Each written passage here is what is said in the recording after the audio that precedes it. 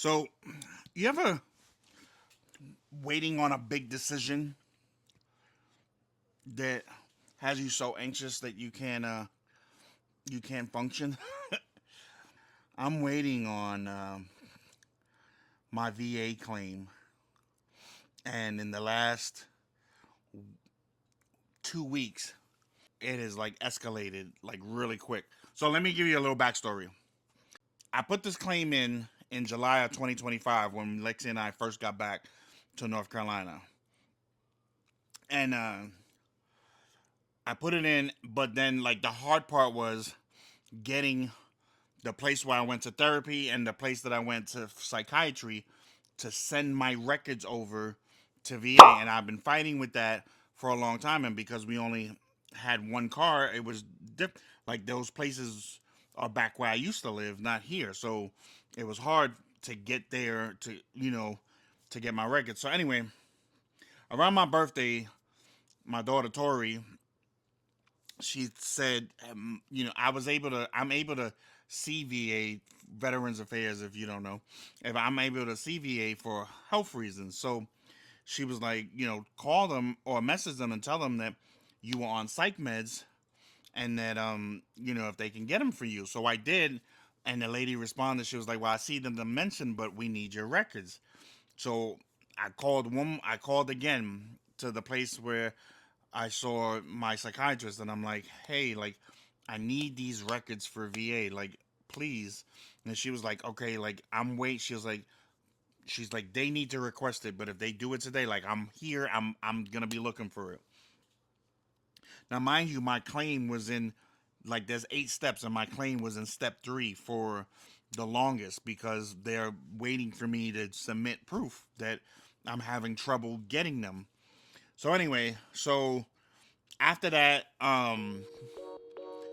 about a week and a half later, I get phone calls from VA, and they're like, "Hey, we need to schedule these for these appointments and stuff like that, and whatever." So I'm like, "Oh shit!" Like, okay, yeah.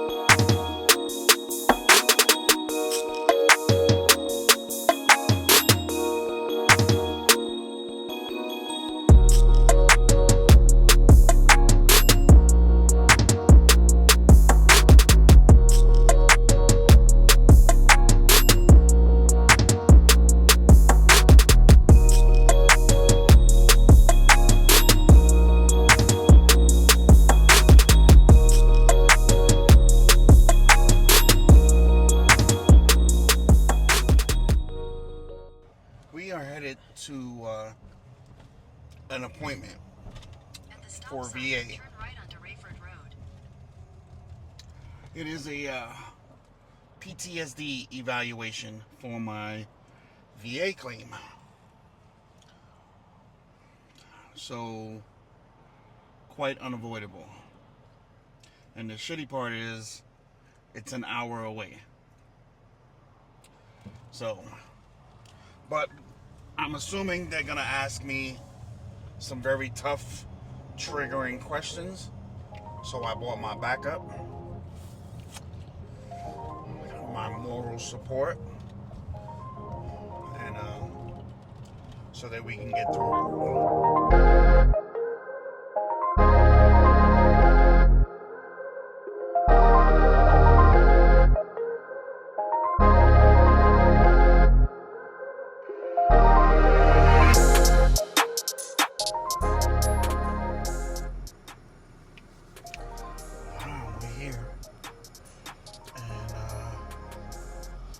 I'm a little nervous,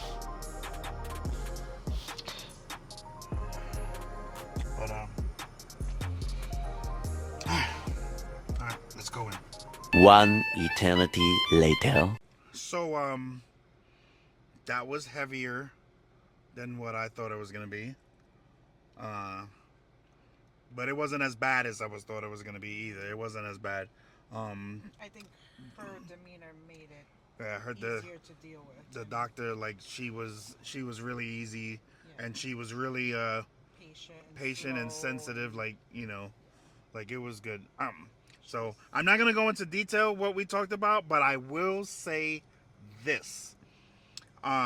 Is that years ago I was diagnosed bipolar, and I just got told, she's like, you're not bipolar. Like you don't have any signs to me of being bipolar. She says what you do have though, she's like, I have something else. I have IED, which I've told you guys before, intermittent explosive disorder. So I have intermittent explosive disorder, and she says a lot of people misdiagnose bipolar with that. So she's like, you don't seem anything bipolar. So she's like, I took that out of your record. She's like, you're not bipolar. So cool beans. Like, oh yeah. Like I'm excited. Like I'm not bipolar. One less diagnosis. One less digits. Initials I have. But all right. We're gonna get the hell out of here because I'm hungry. And I'm starving. All right. So catch you in a bit.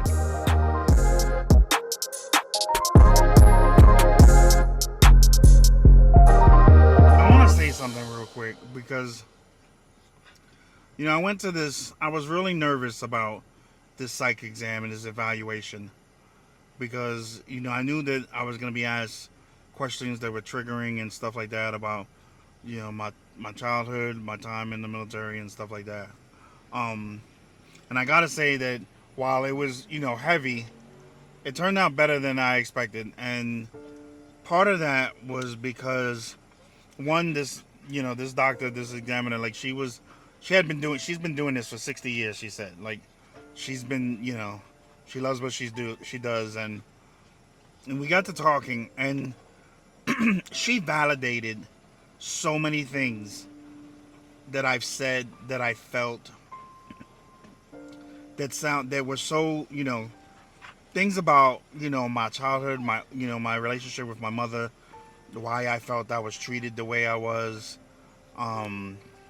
things that I went in with my second marriage, and the way that again was treated, and my reactions to things and stuff like that. Like, she asked me some hard questions that I had to answer, but then she asked me, she's like, well, did this happen? And I'm like, yeah, like, and that's how I wound up.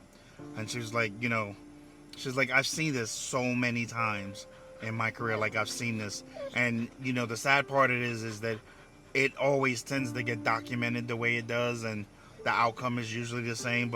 And she's like, this is the reason why. And, there are people that know what they can, and, what they can get away with and stuff, and they do it. And she's like, it happens all the time.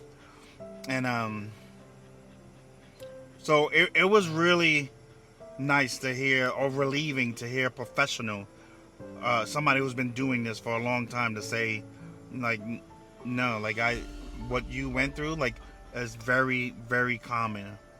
It's just that, people haven't caught up with it. Like, society just hasn't caught up with what that is yet. But she's like, it's very, very common. And she told me that, she's like, your story is, like, very powerful, and you should write a book. And she found out, she asked me what I do, and I told her that I'm a full-time content creator. And she's like, it's a good thing that you're online, because there's somebody out there that needs to hear this. You might notice that I'm in the car. I took Lexi to work today because the princess has a vet appointment.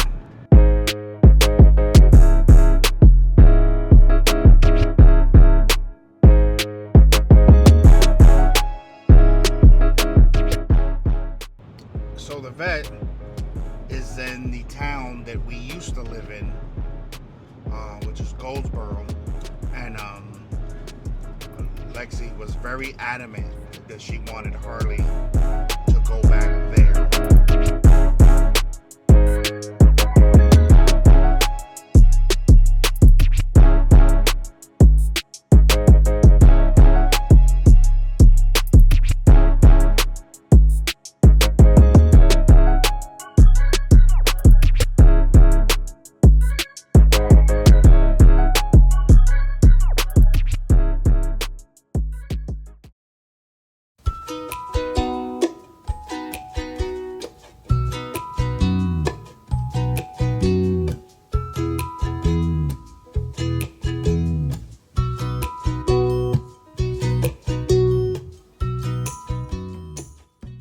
my claim has moved since then pretty quickly. So I went from 3 to 6 in just a matter of a couple days out of 8 steps.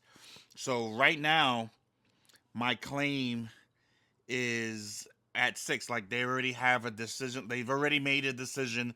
I'm just waiting for it to like, I guess, like they have, they have to make sure that it's correct and stuff like that. So I'm waiting for it to be approved so that it can show up on the portal and I can see what it is before I actually get the physical letter.